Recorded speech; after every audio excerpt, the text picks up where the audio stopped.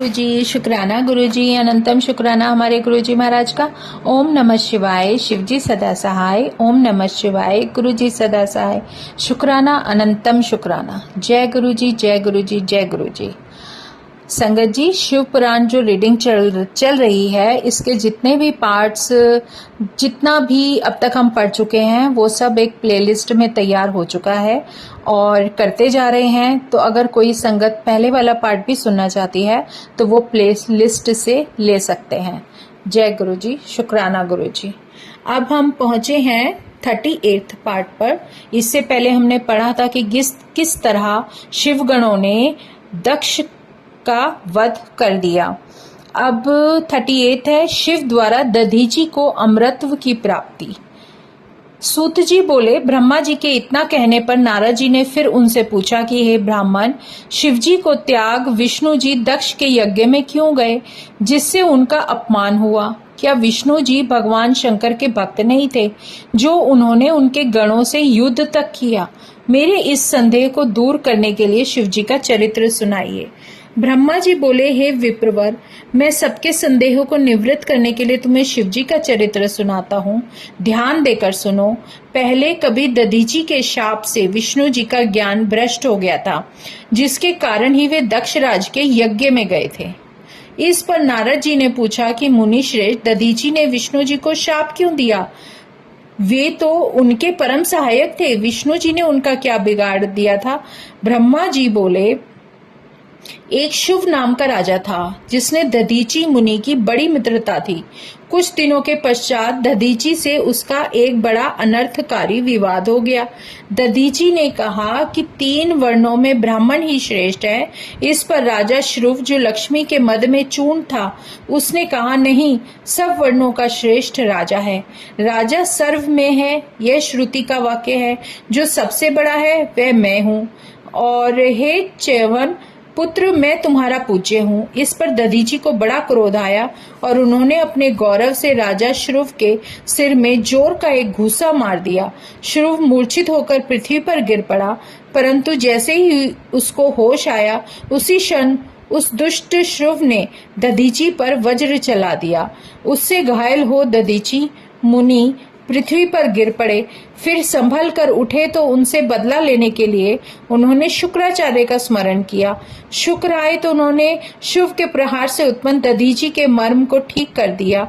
फिर श्रुव से बदला चुकाने के लिए उन्होंने महामृत्युंजय मंत्र बतला दिया और कहा कि इस प्रकार इस मंत्र का जप करके तुम सभी प्रकार के कार्य कर सकते हो। दधीची को ऐसा उपदेश करके शुक्राचार्य शंकर भगवान का स्मरण करते हुए अपने स्थान पर वापस चले गए। दधीची मुनि शंकर भगवान का स्मरण करते हुए तप करने के लिए वन में चले गए। वहां जाकर उन्होंने महामृत्युंजय का विधि पूर्वक जप करके शिवजी का बड़ा तप किया। उस तप से प्रसन्न होकर भगवान शंकर मुनि के आगे आए और दधीची से कहा कि वर मांगो। और भक्त श्रेष्ठ दधीची ने कहा, हे महादेव जी, आप मुझे 3 वर दो। एक तो यह है कि मेरे शरीर की अस्थियां वज्र के समान हो जाएं, दूसरा मैं सबसे अवध्य हो जाऊं, और तीसरा मैं सर्वदा ही कभी दीन ना बन पाऊं। शिवजी ने तथास्तु कहकर उन्हें वर दे दिया। मुनि ने प्रसन्न होकर राजा श्रुव के पास आकर उसके सिर पर अपने चरणों का प्रहार किया। श्रुव विष्णु जी का परम भक्त था, जिससे गर्वित हो उसने दधीची की छाती में वज्र मार दिया, परंतु शिवजी के वरदान से मुनिवर दधीची को कुछ चोट नहीं लगी। यह देखकर ब्रह्मा जी का पुत्र श्रुव बड़ा विस्मित हुआ। मृत्युंजय के सेवक दधीची ने उसे परास्त कर दिया।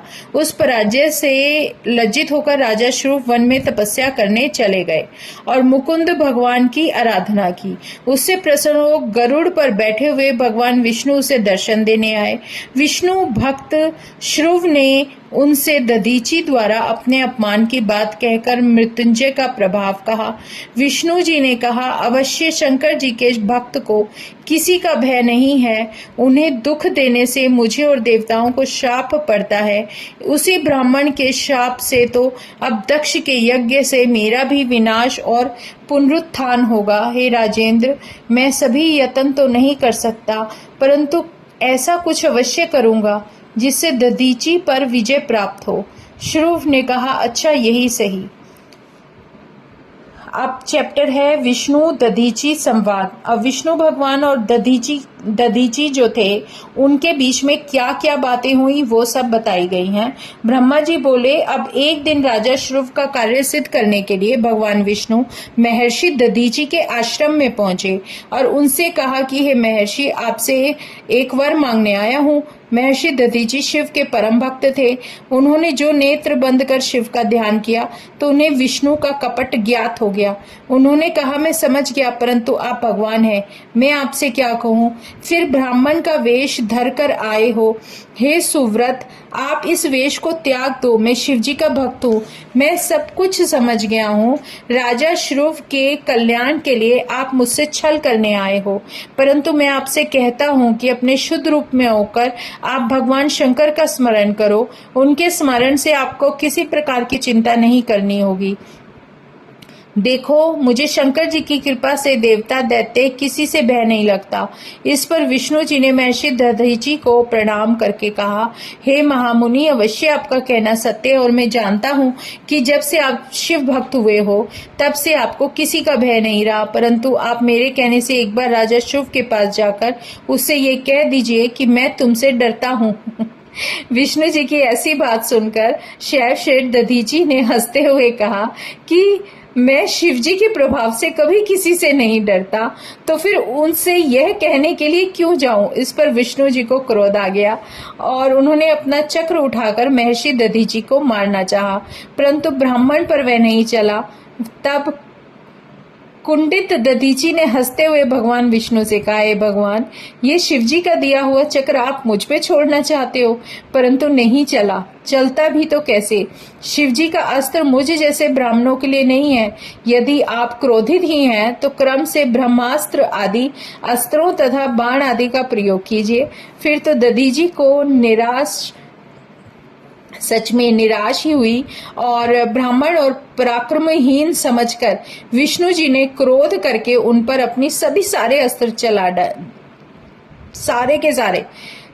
सारे चला डाले। देवताओं ने भी विष्णु की सहायता की। इंद्र आदि देवों ने तो बड़े वेग से मुनि दधीची पर अपने अस्त्रों को चलाया, परंतु शिव भक्त दधीची ने मुट्ठी भर कुशा उठाकर जो उन पर छोड़ी तो शंकर जी के प्रभाव से वे कुशा काल अग्नि के समान, त्रिशूल बनकर प्रलय अग्नि के समान अपनी ज्वालाओं से आयुधधारी देवताओं का संहार करने लगी। विष्णु, यम, इंद्र आदि देवताओं के छोड़े हुए अस्त्र उन त्रिशूलों को प्रणाम करके कुंठित हो गए। देवता पराक्रमहीन हो वहां से भाग चले। केवल विष्णु जी ही वहां पर टिके रहे, परंतु वे भी भयभीत ही रहे। उन्होंने तो बहुत सारी माया दिखलाई। मुनि श्रेष्ठ दधीची ने कहा, हे विष्णु, माया त्याग दीजिए, मैं माया से नहीं डरता। इससे भी बढ़कर मुझे और कितने ही दुर्गे पदार्थ ज्ञात है। यदि आप में शक्ति ही नहीं है तो मैं आपको दिव्य नेत्र प्रदान करता हूँ, सबको देख लीजिए। ऋषि ने शिव की कृपा से अपने शरीर को विराट कर दिया और विष्णु जी ने उनके शरीर में सारा ब्रह्मांड देख लिया। फिर भी विष्णु जी जो युद्ध हो रहा था उससे परामुख ना हुए और परम शैव दधीची भी शिवजी की कृपा से निर्भय होकर युद्ध करते ही रहे। भीषण युद्ध हुआ। तब हे नारद, मैं विष्णु भक्त ब्रह्मा राजा श्रुव को साथ लेकर उनका युद्ध देखने गया। मैंने निश्चेष्ट विष्णु भगवान और देवताओं को युद्ध करने से रोका और कहा कि आप लोगों का प्रयास व्यर्थ है, इस ब्राह्मण को आप लोग नहीं जीत सकते। यह सुनकर विष्णु जी शांत हो गए और दधीची मुनि की स्तुति करने लगे। राजा श्रुव ने दीनता से मुनि के निकट जाकर उन्हें प्रणाम करके बड़ी प्रार्थना की। इससे प्रसन्न होकर मुनि दधीची ने उन पर तो कृपा कर दी, पर विष्णु आदि पर उनका क्रोध कम ना हुआ। उन्होंने अपने हृदय में भगवान शंकर का स्मरण करते हुए विष्णु सहित सभी देवताओं को शाप दे डाला कि समय आने पर तुम लोग रुद्र की कोपाग्नि से भस्म हो जाओगे। दधीची को प्रणाम कर श्रुव अपने घर चला गया और विष्णु आदि देवता भी अपने लोक को गए। तब से उस स्थान का नाम थानेश्वर हुआ। वहां जाकर जो भगवान शंकर का दर्शन करता है उसे सायुज्य मुक्ति प्राप्त होती है। अब इसमें नेक्स्ट चैप्टर है 40th 40वां, जिसमें है ब्रह्मा जी की खिन्नता। नारद जी बोले, हे महाभाग, अब आप मुझे चरित्र सुनाइए। जबकि महावीर वीरभद्र दक्ष का यज्ञ विध्वंस करके कैलाश गए, तब क्या हुआ? ब्रह्मा जी बोले, जब रुद्र की सेना से घायल देवताओं ने मुझसे समाचार मांगा और मैंने उन्हें सब कुछ बता दिया, तो यह सब जानकर दक्ष का मारा जाना आदि समाचार सुना और उसमें मुझे बड़ा क्रोध हुआ और मैं सोचने लगा। अब इसमें जो ये बोल रहे हैं ये है ब्रह्मा जी। वो ब्रह्मा जी खुद बता रहे हैं अपने बारे में कि मैं सोचने लगा कि अब जितने भी देवता हैं सब देवताओं को सुखी बनाने के लिए क्या करूं। दक्ष जीवित हो जाए और उसका यज्ञ भी पूर्ण हो जाए। तब विष्णु का स्मरण करते ही जो मुझे ज्ञान हुआ तो मैं उनके पास बैकुंठ लोक पहुंचा और विष्णु जी की जब स्तुति की तो उन्होंने मुझसे कहा कि यदि तेजस्वी अपराध भी करे तो उसे क्षमा करने में ही बड़ों की शोभा है। दक्ष ने अपराध किया जो आपने यज्ञ में शिवजी को भाग नहीं दिया, जिसके लिए हम सभी देवता शिवजी के अपराधी हैं। इसलिए अब आप सभी देवता शिवजी की शरण में जाकर उनके चरण पकड़कर प्रसन्न करें और शांति मिले, तभी सबको शांति होगी। अन्यथा जितने भी जो प्रलय बाद में आनी थी वो अभी आ जाएगी। इसके लिए मैं भी आप लोगों के साथ चलने को तैयार हूँ। ऐसा कहकर विष्णु जी मेरे साथ कैलाश चलने को तैयार हो गए और हम लोग अलकापुरी से आगे उस विशाल वट वृक्ष के पास पहुंचे जहाँ दिव्य योगियों से सेवित श्रेष्ठ शिवजी विराजमान थे। उनके चारों ओर उनके गण और यक्ष के स्वामी कुबेर विराजमान थे। तब उनके निकट पहुंचकर विष्णु आदि समस्त देवताओं ने बार बार नमस्कार करके उनकी अनेक विभूतियों और नामों सहित स्तुति की और कहा कि हे दया सागर महेश्वर, हे परमेश्वर, आपकी कृपा के बिना हम नष्ट भ्रष्ट हो गए हैं। अतः अब आप प्रसन्न होकर हमारी रक्षा कीजिए। हे शंकर जी, हमें अनेक आपत्तियों से बचाइए। हे दुर्गेश, हे नाथ, आप प्रसन्न होकर दक्ष के अनेक जितने भी असमाप्त यज्ञ हैं उन सब का शीघ्र ही उद्धार करें। भग देवता की पहले की जैसी आंखें हो जाएं, यजमान जीवित हो जाएं, पूषा के दांत आ जाएं और भृगु की धाड़ी, और फिर पहले के समान सब कुछ ठीक हो जाए। आपकी कृपा से इन देवताओं को जो आरोग्यता का लाभ मिलता है वो मिल जाए। हम लोग फिर अवशिष्ट यज्ञ कर्म में आपका भाग देंगे, इसलिए इस यज्ञ को फिर से रचना चाहते हैं। ऐसा कहकर मुझ ब्रह्मा सहित विष्णु जी हाथ जोड़े शिव जी के चरणों के समीप पृथ्वी पर दंड के समान गिर पड़े। अब है नेक्स्ट पॉइंट 41, जिसमें है दक्ष को पुनर्जीवित करना। अब दक्ष को दोबारा से जीवन मिलता है। ब्रह्मा जी बोलते हैं, देवताओं सहित विष्णु जी की स्तुति से प्रसन्न होकर भगवान शंकर देवताओं को धैर्य बंधाते हुए बोले कि देवो सुनो, मैं तुम पर क्रुद्ध हूँ, फिर भी तुमको क्षमा करता हूँ। दक्ष को मैंने विध्वंस नहीं किया है, किंतु जो दूसरों का बुरा चाहता है उसी का बुरा होता है। दक्ष की उस यज्ञ का सिर है और अब उसका बकरे जैसा सिर होगा। भग देवता सूर्य के नेत्र से यज्ञ भाग को देखेंगे तथा पूषा के टूटे हुए दांत हो जाएंगे और यजमान के दिए हुए यज्ञ के भाग का उपयोग कर सकेंगे।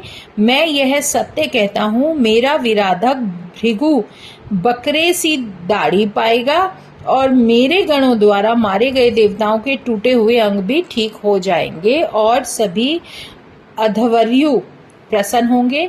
यह कहकर वेदी के अनुकरण करता परम दयालु चराचर पति शंकर मौन हो गए। तब उनका यह कहना सुनकर सब देवताओं को बड़ी प्रसन्नता हुई तथा सबने शिवजी को धन्यवाद दिया। फिर देवर्षियों सहित शिवजी को उस यज्ञ में आने के लिए आमंत्रित कर हम लोग यज्ञ के उसी स्थान पे आ गए जहाँ कनखल नामक स्थान में दक्ष ने यज्ञ आरंभ किया था। उसी समय भगवान शंकर ने वहां पहुंचकर वीरभद्र द्वारा भंग यज्ञ का निरीक्षण किया और देखा कि स्वाहा, स्वधा, पूषा, तृष्टि, सरस्वती और सभी ऋषि पितर अग्नि टूटे फूटे और कई मरे हुए हैं। यज्ञ की दशा देखकर वीरभद्र को बुला भगवान शंकर ने हंसकर उससे कहा कि महाबली वीरभद्र, तुमने यह क्या किया? तुमने ऋषियों को इतना कठिन दंड इतनी जल्दी दे डाला। अच्छा, तो अब तुम शीघ्र ही दक्ष का मृतक शरीर लाओ, जिसने इस यज्ञ का आरंभ किया था। शिवजी के इतना कहते ही वीरभद्र ने दक्ष का सिर सहित शरीर लाकर शीघ्र ही उनके सामने रख दिया। तब उसे सिर सहित देख शिवजी ने वीरभद्र से कहा कि इसका सिर कहाँ है। वीरभद्र ने कहा कि वो तो मैंने अग्नि में हवन में डाल दिया था। शिवजी ने देवताओं से कहा, देखो मैंने पहले ही कहा था कि वही हुआ।